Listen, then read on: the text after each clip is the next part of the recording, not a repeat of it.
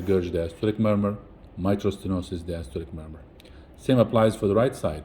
If you have tricuspid stenosis, right atrium to right ventricle, through a stenotic tricuspid valve, diastolic murmur of tricuspid stenosis.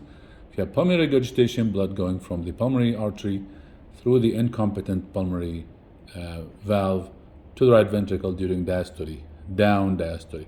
So everything is going down is diastolic murmur, whether mitral stenosis, tricuspid stenosis, pulmonary regurgitation, aortic regurgitation. So we covered 8 pathologies so far. Let's look at VSD.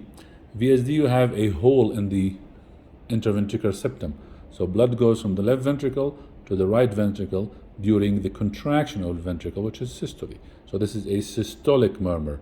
VSD is a systolic murmur from the left ventricle to the right ventricle, high jet velocity due to contraction of the left ventricle through a hole in the interventricular septum. ASD is a different story. ASD, you have blood going from the left atrium to the right atrium. But this is a low flow phenomena, so it doesn't cause a murmur. Left atrium to right atrial shunt is silent.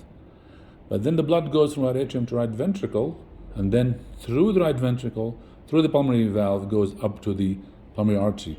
This high blood volume in the right side going through a pulmonary valve that is normal causes a functional flow murmur